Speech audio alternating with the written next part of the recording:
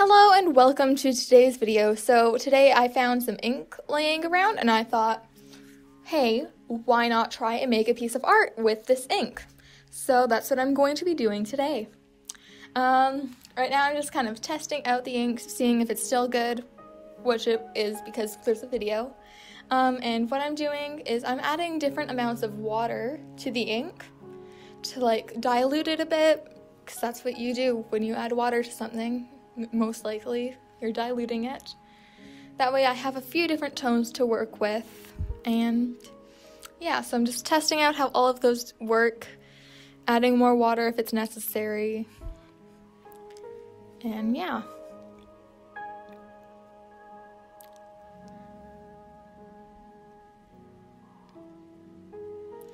So now what I'm doing is I'm just kind of testing out, seeing different things I could possibly do with this idea of using ink, something that would work with a monochrome thing.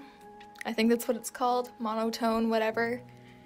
So I'm just kind of coming up with a few ideas, maybe mixing them, which you will see I am going to be doing, kind of, not really. So we have a little forest in the distance, we have a tree, or we have another forest in the distance, I guess. That is what I am doing. But I'm adding mountains. So kind of like the other watercolor thing I did a while back. It's got some land and whatnot. Yeah. So this is the one that I'm going to do. It has the forests, which means there's trees, but there's also more to it. So now I'm putting that aside, that way I can use it as a reference if I need to. But now I'm starting on the actual painting. I think that's what it's called.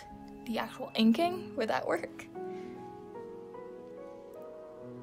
So I'm just using the lightest color ink I have, and I'm starting off by just blocking in where I want the mountains to be and coloring that in, I guess that's what I do.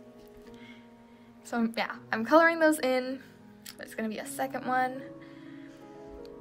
And whenever I put the ink down, it appeared that it would dry almost right away, but at the same time, I don't really have those different lines to show that it was dry, so that was a little interesting to work with.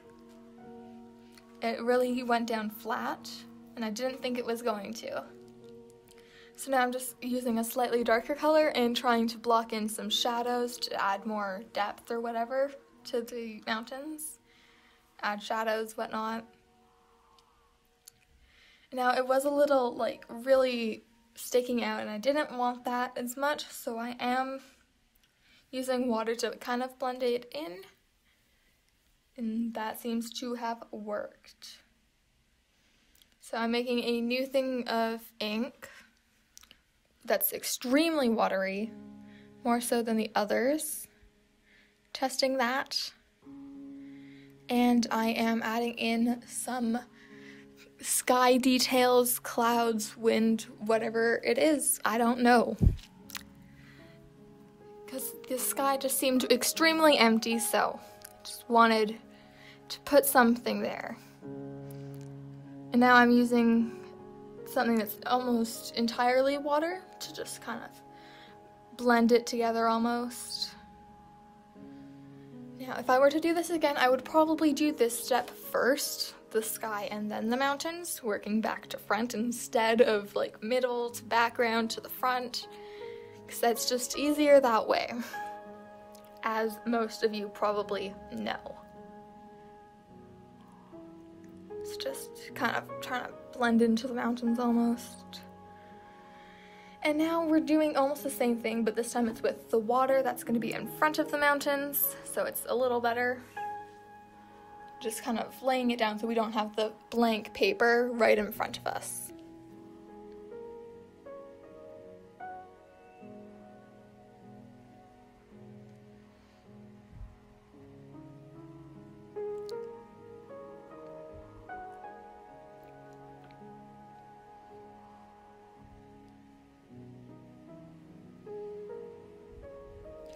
Now, I really wanted to have like the forest, the trees in the background to be really thin so they looked further away. So I just wanted to test that out real quick. So I'm just kind of putting down a couple trees to start and slowly adding those in all mass. It's kind of hard to see with my hand there, but really had to be focused on that one spot. Otherwise the brush would get too thick and then we just have this giant line when it was supposed to be a tiny line.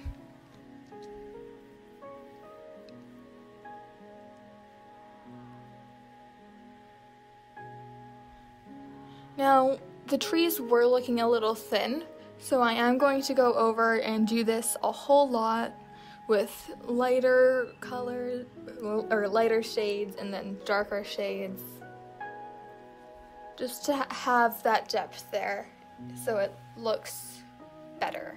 At least to me, it looks better that way.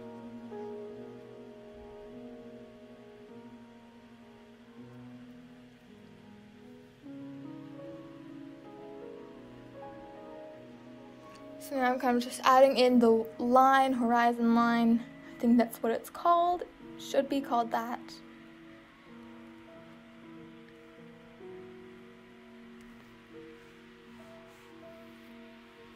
Now I did accidentally make it really thick right there, so we are kind of just ignoring that. Fixing the tops of the mountains. And now I'm adding in the ground. Kind of just that would be coming around. I'm blending it into the horizon line a bit and kind of just trying to block everything in so it's all one big piece of land, I guess. I'm also kind of trying to blend it into the water because that's probably something that needs to be done so we don't have just floating land that's attached to nothing. And I'm doing it to the other side as well. I didn't want both of the sides to be like symmetrical, so that's why it's kind of wonky on the one side and it looks funny. But I am gonna fix that, don't worry. Also, the shadow or ground on the one side was way too dark, so I had to fix that. Now, it was really empty considering there's a huge forest in the back and then it kind of just stops. So I'm adding in a tree right here. It's kind of like that tree that I did in the practice, on the practice paper. So that's kind of thought, why not put that tree in? I am using the pure ink for this, or the almost pure ink.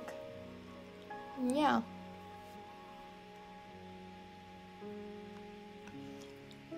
I'm fixing up the ground because I had too much of the watery ink, so it kind of just all muddied together.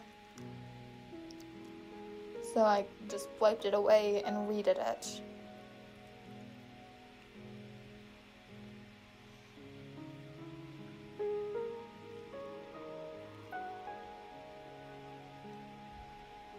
And now I'm just adding more trees to the side here. They aren't going to be as close, but they're still going to be there. So once again, there's the forest, and then it just kind of cuts off. So I'm kind of trying to add grass, but I don't think it looks too much like the trees that are back there. So you're going to see I'm just not going to try and erase that in a moment. Yeah. Fixing up the other tree, just adding a couple finishing touches. And now to sign it, I think. Yeah. So that's all for this video. Thank you so much for watching. If you enjoyed, be sure to check out one of my other videos. And once again, thank you so much for watching, and until next time, goodbye.